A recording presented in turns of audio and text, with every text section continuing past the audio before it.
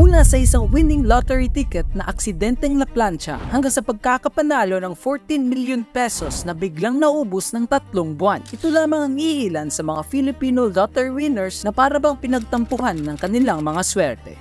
Hi, ako si AC at sa videong ito tatalakayin natin ang some of the unluckiest Filipino lottery winners of all time. Taong 2008 nang manalo si Johnny Reyes ng tumataginting na 14 million pesos sa loto at hindi siya makapaniwala nang malaman niyang nanalo ang mga numero na kanyang tinayaan. Tinignan ko yung sabi ko itatapon ko na yung ticket ko kasi kung sino-sino na lumalabas na tumama. Ay pagtingin ko i-memorize ko yung labas na.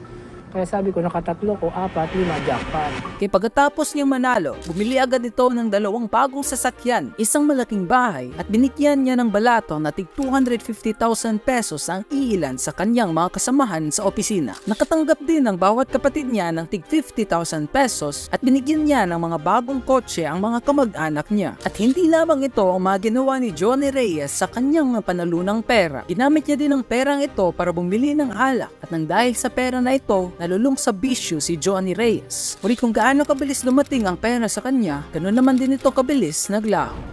Ilang linggo lamang ang nakalipas at paunti-unti nang nauubos ang perang napanalunan ni Johnny sa loto. At sa loob lamang ng 3 buwan, naubos ang perang napanalunan ni Johnny at wala nang natira sa kanila. Binigay na sa iyo ng Panginoon ang swerte, hindi mo pa ginamit sa kabutihan at pagtulong sa mga lubos na nangangailangan. Kaya napagdesisyonan nila na ubutang at ibenta ang kanilang bahay at mga sasakyan para mayroon silang pera para pang survive sa pang-araw-araw. Ngunit kahit papaano, kahit sa sandaling panahon, nagkaroon din ng pera si Johnny Reyes. Hindi tulad kay Churchill Corbita na gumastos ng mahigit 2.3 million pesos para lamang itaya ito sa loto.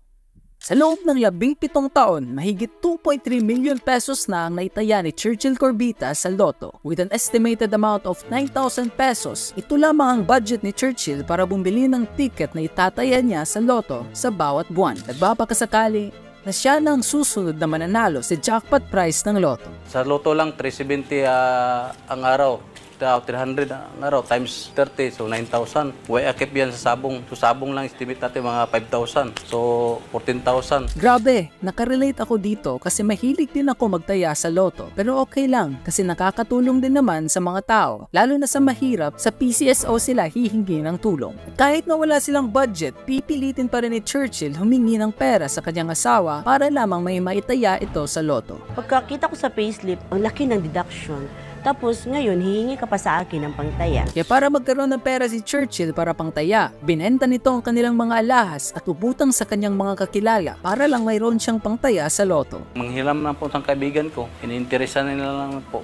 Pero sekreto lang yun, hindi ko sinasabi sa asawa ko nga mayroon kong pera. Ngunit ayon pa sa kanya, nalibangan lamang daw niya ito at hindi daw siya na-addict dito. Ngunit kaya mo pang gumastos ng mahigit 2.3 million pesos sa loob ng 17 taon para bumili lamang ng lottery tickets kung libangan mo lang talaga ito. Kung gusto niyo maging milyonaryo, huwag kayong aasa sa swerte nyo. Ipudin niyo ang pera nyo, magsimula kayo ng negosyo, mag-share ng blessings at gastusin ito ng maayos. Gayunman, hindi naman talaga talunan si Churchill dahil nanalo na din ito ng ilang beses sa pagtaya niya sa loto. At ito ay nagkakahalaga ng 12,000 pesos noong 2001, 18,000 pesos noong 2008 at mahigit 150,000 pesos noong taong 2011. At kahit papaano, mabuti na lamang at mayroon din namang mga napanalunan si Churchill. Di tulad ni Rosalie Messina na konting-konti na lang sana ay mananalo na sana siya ng mahigit 85 million pesos.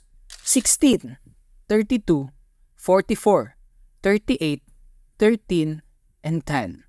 Ito lamang ang mga numero na tinayaan ni Rosalie Messina sa isang loto outlet. Abang naguguhit ako, parang nananalangin ako na sana, Diyos ko, ako tulungan mo naman ako, ituro mo sa akin ang numero kung anong dapat dito. Yun nga, kita ko yung kamay ko, sige, guhit lang ng guhit.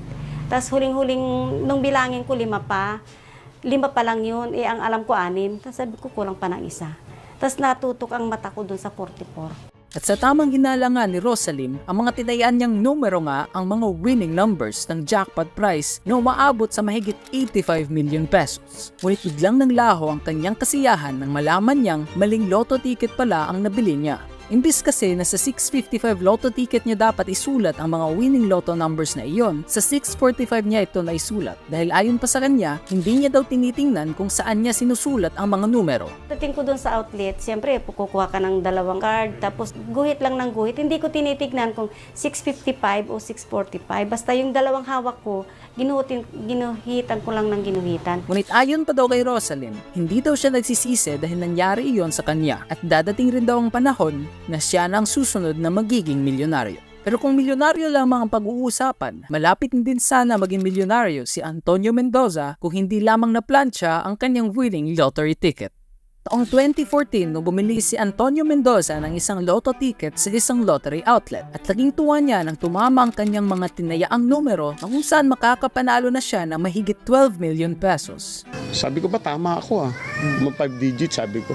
Ngayon nung niribis ako, 6 digits pala, 12 million. Ngunit biglang napalitan ng kaligayahan ni Antonio ng galit nang malaman niyang pinlansa pala ng kanyang anak ang kanyang winning lottery ticket. Kasabihan nga po na hindi daw po makiklaim pag gusot, naplansya ko po. Yun ay sa kadahilan ng aksidente palang nalukot ng apo ni Antonio ang kanyang winning lottery ticket, kaya naisipang iplansya ito ng kanyang anak. Sinira niyo mga pangarap ko. Kaya nawala na rin Siyempre, kaya ako naman inalis ng galit. Siyempre, sabi nga, baka dala-dalahin ng anak ko habang buhay niyang ganyan. Isipin na isipin. Ngunit kahit na ganoon ang nangyari sa kanya, hindi tumigil si Antonio hanggat hindi niya nakukuha kung ano ang nararapat sa kanya. Kaya makalipas ang mahigit isang dekada ng legal battle, malapit na din ni Antonio makuha ang kanyang mga napanalunan dahil galing na din sa Supreme Court na ibibigay na daw sa kanya ang kanyang mga napanalunan. Ngunit nag-iintay pa sila na maaproba ito dahil kailangan na lamang daw ng Certificate of Finality mula sa Supreme Court para ma-release sa kanya ang kanyang mahigit 12 million pesos na jackpot prize. Pero sana gamitin ito ni Antonio upang maging susi nila para makaalis na sa kahirapan, di tulad ni Teresita Garcia.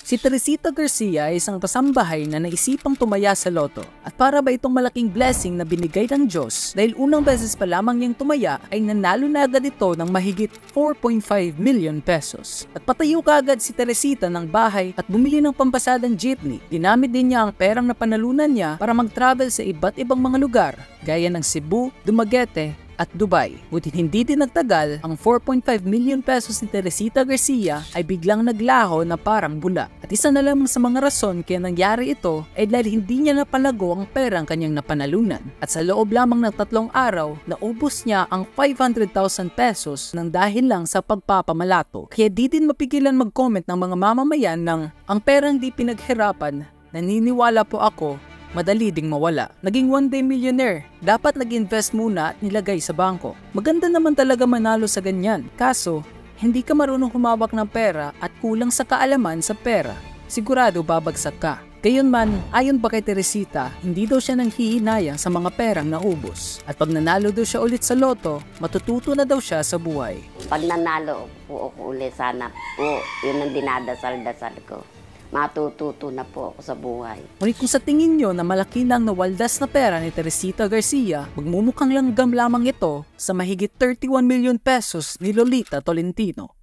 Si Lolita Tolentino ay isang tindera na nagbebenta ng gulay sa palengke at sa loob ng 10 taon na tumataya siya sa loto, hindi niya inaasahan na ito na palang pinakahinihintay niyang swerte na darating sa kanyang buhay. Nang dahil sa napanalunan niyang pera, nagbago ang buhay ni Lolita at nagkaroon siya ng mansyon, sasakyan, at iba't ibang mga ari-arian. Pero biglang naglaho ang lahat ng ito dahil ang perang napanalunan niya ay paunti-unti niyang pinapautang sa kanyang mga kakilala. At habang paunti-unti nang nauubos ang pera ni Lolita, paunti-unti na din siyang inaayawan ng mga taong kanyang pinapautang. Sayang at di nagamit ng maayos ni Lola ang napanalunan niya. Di lahat ng tao nabibigyan ng chance na manalo sa mga ganyan. Gayunman, hindi nanghihinayang si Lolita sa mga perang nawala dahil mas importante doon sa kanya ang kanyang pamilya kaysa sa mga material na bagay. Nagpapasaya sa akin ay pagka nakakikita ko silang sama-sama at nagmamahala. Ngunit mabuti na lang at mayroon pa ring mga kaunting natira kay Lolita Tolentino. Di tulad kay Evangeline Certeza na hindi man lang naranasang gastusin ang kanyang perang napanalunan. Si Evangeline Certeza ay isang lotto winner na nanalo ng mahigit 56,000 pesos. Ngunit hindi man lang niya naranasang gastusin ang perang ito dahil kakalabas pa lamang niya matapos niyang kunin ang perang kanyang napanalunan ay bigla na lamang siyang na-hold up.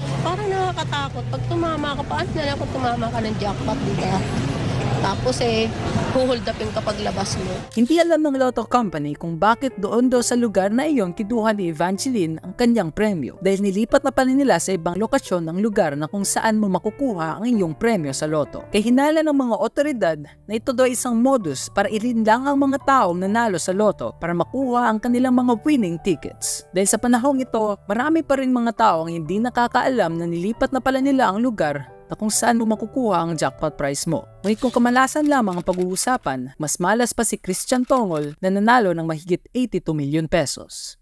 Ginamit ni Christian Tongol ang kanyang napanalunan sa Lotto na 82 million pesos to buy 6 luxury homes and 3 luxury cars. Ginamit niya din ang perang ito para pumasok sa iba't ibang mga business at ipinamigay din ng ibang pera sa kanyang mga kamag-anak at mga taong nangangailangan. Ngunit ang lahat ng kasiyahang ito ay biglang napalitan ng lungkot nang biglang nagkasakit ang kanyang ama, asawa at isang kapatid na di kalauna ay pumanaw din ng dahil sa kanilang sakit. At di din kalaunan ay nasangkot sa isang aksidente si Christian pero sa kabutihang palad ay nakaligtas naman ito. Ang mga kamalasang ito ang nagresulta ng pagkaubos ng kanyang mga perang na panalunan sa Lotto at ang natitira na lamang sa kanya ngayon ay isang motor, isang bahay at isang fish pond. Ngunit kahit papaano ay mayroon pa rin namang mga natirang ari-arian si Christian Tongol, di tulad kay Erwin Namya. Si Erwin Namya ay isang magsasaka na nakapanalo ng mahigit 39.5 million pesos sa Lotto. Ngunit sa kasamaang palad, si Erwin ay hindi marunong magbasa at magsulat. At dahil din ayaw nilang manakawan, napagpasyahan ni Erwin na ihabilin niya ito sa dalawa niyang kamag-anak na sila daw ang kukuha ng jackpot prize. Ngunit may iba namang plano ang mga kamag-anak ni Erwin. Ang 39.5 million pesos na napanalunan sana ni Erwin ay napunta sa kanyang mga kamag-anak dahil ayon pa sa kanila ay wala daw maayos na ID si Erwin at hindi daw siya makakapag-claim nito. At nang makuha ng mga kamag-anak ni Erwin ang pera, sinabihan nila ito na 3.9 million pesos na lamang daw ang kanilang natanggap kaysa malaking bawas ng tax. At sa kasamaang palad, dumating ang araw na wala nang natira kay Erwin dahil tumakas ng dalawa niyang kamag-anak at pumunta na sa ibang bansa. Di din nagtagal at dumating din naman ang malas sa dalawa niyang kamag-anak dahil ang isa ay napatay ng mga pinagkautangan niya at ang isa naman ay nakulong dahil napatay nito ang kanyang sariling anak. Pero at least si Erwin ay namubuhay pa rin ng mapayapa kasama ang kanyang pamilya. Di tulad kay Arturo Eufemia. Si Arturo Eufemia ay isang taxi driver na nanalo sa Lotto ng mahigit 19.6 million pesos. Ginamit niya agad ang perang ito para ipaayos ang kanilang bahay, bumili ng isang sasakyan na nagkakahalaga ng mahigit 1.3 million pesos. Ngunit sa kasamaang palad, sa kaunting panahon lamang na-enjoy ni Arturo ang kanyang mga napanalunang pera. Dahil 2 linggo lamang nakalipas pagkatapos malaman ng kanilang mga kapitbahay na nanalo pala sila sa Lotto, pinasok ang kanilang bahay ng iilang mga armadong lalaki at habang mahimbing tulog ni Arturo, tinutukan ito ng isang armadong lalaki at binawian nila ito ng buhay. Agad namang tinangay ang kanilang perang napanalunan at ang bago nilang sasakyan at biglang tumakas. Kinabukasan ay nag-order kaagad ng manhunt ang Chief of Police ng Antipolo para sa mga suspect. Ngunit hanggang ngayon ay hindi pa rin nila alam kung nasaan na ang mga ito.